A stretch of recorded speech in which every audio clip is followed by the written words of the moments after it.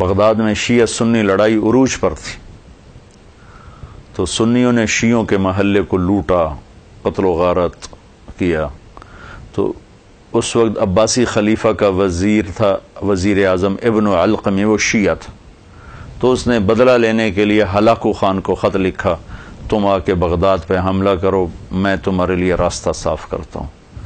اس نے سازش کی بدلہ لینے کے لیے، سازش کامیاب ہوئی، ہلاکو نے آ کے حملہ کیا، نہ شیعہ چھوڑے نہ سنی چھوڑے، سب کو ذبح کر دی۔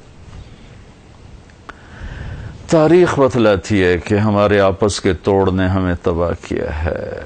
اس گھر کو دل کے پھپھولے جل اٹھے سینے کے داغ سے، اس گھر کو آگ لگ گئی گھر کے چراغ سے۔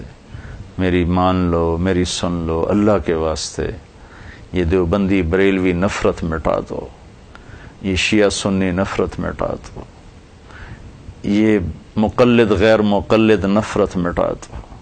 جو اپنے آپ کو مسلمان کہتا ہے اسے محبت سے گلے سے لگاؤ۔ اس تحقیق میں نہ پڑھو کہ اس کے عقائد کیا ہیں، اس کا طریقہ کیا ہے۔ جس رب سے واسطہ ہے وہ بہت کریم ہے، بہت کریم۔ اس کی رحمت کے سامنے ہمارے گناہوں کی کیا حیثیت، پتہ نہیں کس کی کون سی بات پسند آئے اور اللہ کہ لے جاؤ جنت میں لے جاؤ۔ تو اللہ کے واسطے جہاں تک میری فریاد پہنچ رہی جو سن رہے ہیں، اب ہم سب مل کر محبت سے رہنا سیکھیں اور امت بن کے رہیں۔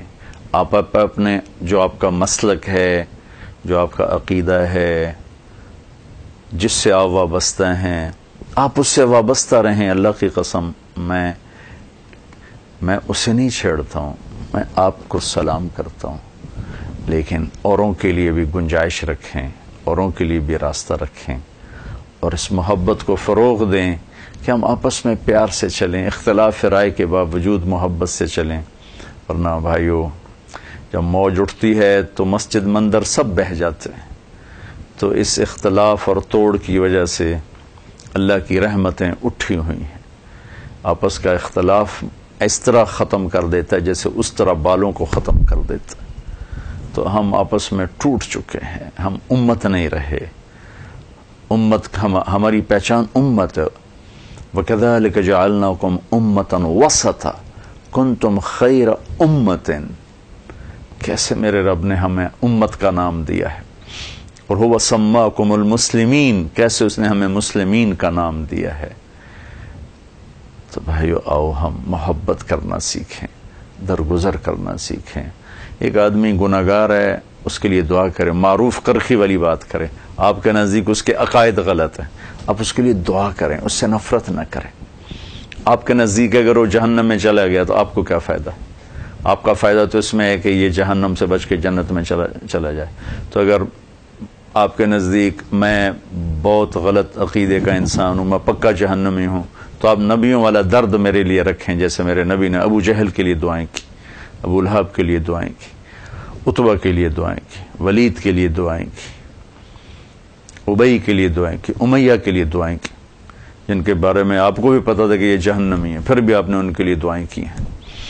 تو ہم نبی والا، وہ جو کانٹے بچھانے والی تھی اس کا حال پوچھنے، وہ جو کوڑا ڈالنے والی تھی اس کا حال پوچھنے چلے گئے، جو کوڑا پھینکتی تھی چند دن کوڑا نہیں پھینکا تو پتہ چلا بیمار ہے تو اس کا حال پوچھنے چلے گئے۔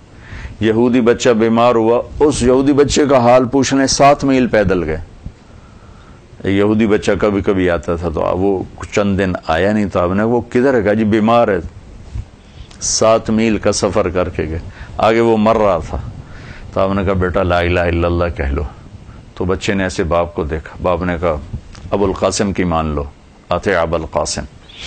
تو اس نے کلمہ پڑھا، جان نکل گئی، آپ پنجوں پہ کھڑے ہو گئے ایسے خوشی سے کہ یا اللہ تیرا شکر ہے تو نے اسے جہنم سے بچا لیا میرے ذریعے سے۔ تو بھائی بہنوں، آؤ بھائی محبت کرنا سیکھیں، محبت دینا سیکھیں، اختلاف کے باوجود بھی محبت کریں۔ تھوڑی چیزیں ہیں جو اجتماعی ہیں، بے شمار ہیں۔ اخلاق بیان کریں، جنت کو بیان کریں، ماں باپ کی عظمت کو بیان کریں، عبادات کو بیان کریں، سچائی کو بیان کریں، دیانتداری کو بیان کریں، اور جو غلط چل رہا ہے اس کا معاملہ اللہ پہ چھوڑ دیں، اس کے لیے دعا کریں۔ کیونکہ گالیاں دینا، نفرت کرنا، ابھارنا، یہ ساری چیزیں بہت دکھ دینے والی ہیں، بہت دکھ دینے والی ہیں۔ اللہ مجھے آپ کو توفیق بخشے۔ السلام علیکم۔ لا الہ الا اللہ، لا الہ الا